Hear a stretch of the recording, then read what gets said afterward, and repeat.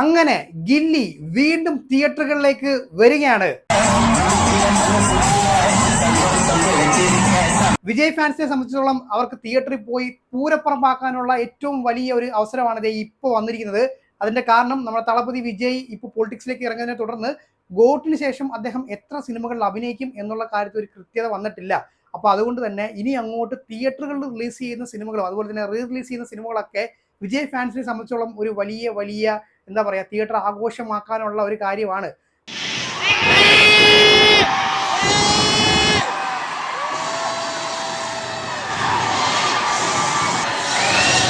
ഒരുപക്ഷെ ഭാവിയിൽ അദ്ദേഹം പൊളിറ്റിക്സിൽ സജീവമാണെന്നുണ്ടെങ്കിൽ ഒരുപക്ഷെ സിനിമയിലേക്ക് അഭിനയിക്കുന്നില്ല എന്നൊരു തീരുമാനത്തിലേക്കൊക്കെ എത്തുവാണെന്നുണ്ടെങ്കിൽ അത് വിജയ് ഫാൻസിനെ സംബന്ധിച്ച് ഒരു വലിയ വലിയ നഷ്ടം തന്നെയാണ്.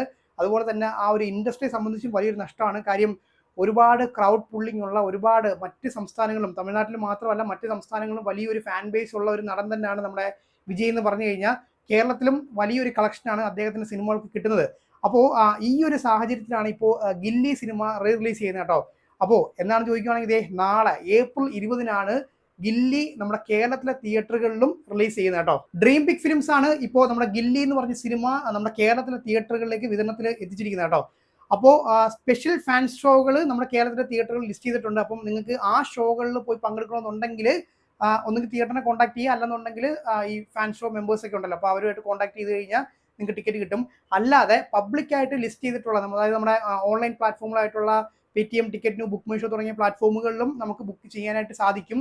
അങ്ങനെ നോക്കിയ സമയത്ത് ഞാൻ ഓരോ ജില്ലാ വൈസ് ലിസ്റ്റ് ചെയ്താണ് നോക്കിയ കേട്ടോ. പ്രത്യേകം സ്ഥലവും നോക്കിയില്ല, അതായത് പ്രത്യേകം ഒരു ഏരിയ ലിസ്റ്റ് ചെയ്ത് നോക്കിയില്ല, ജില്ല മാത്രം നോക്കിയ സമയത്ത് ട്രിവാൻഡ്രത്തെ കാര്യം നോക്കുകയാണെന്നുണ്ടെങ്കിൽ നമ്മുടെ ഏരീസ് ഫ്ലെക്സ് തിയേറ്ററിൽ രാവിലത്തെ ഷോ ഹൗസ്ഫുൾ ആയി പോയിരിക്കുകയാണ് ഗൈസ്.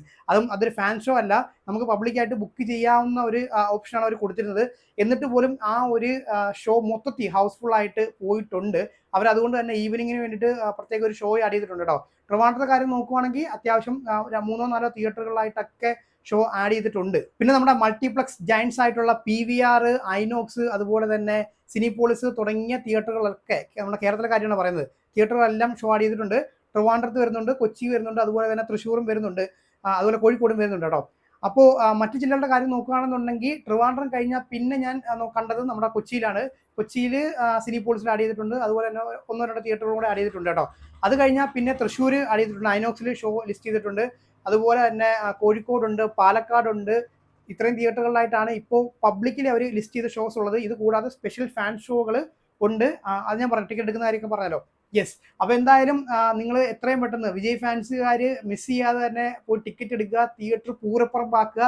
ഇത് വളരെ വളരെ വലിയൊരു ഓപ്പർച്യൂണിറ്റി ആണ്. കാര്യം വിജയുടെ ഇനി റിലീസ് ചെയ്യുന്ന തിയേറ്റർ റിലീസ് ചെയ്യുന്ന ഓരോ സിനിമകളും ഒരു എന്താ പറയുക വലിയൊരു കളക്ഷനൊക്കെ വാരിക്കൂട്ടുന്ന സിനിമകളൊക്കെ ആയിരിക്കും. മിക്കവാറും ഗോട്ടിന്റെ ഒക്കെ അവസ്ഥ എന്നൊക്കെ പറഞ്ഞു കഴിഞ്ഞാൽ ഇനി സിനിമ മോശമാണെങ്കിലോ അതോ ഇനി നല്ലതാണെങ്കിലോ എന്ത് അവസ്ഥയാണെങ്കിലും വലിയൊരു കളക്ഷൻ വാരും എന്നുള്ള കാര്യത്തിൽ യാതൊരുവിധ ഡൗട്ടും ഇല്ല.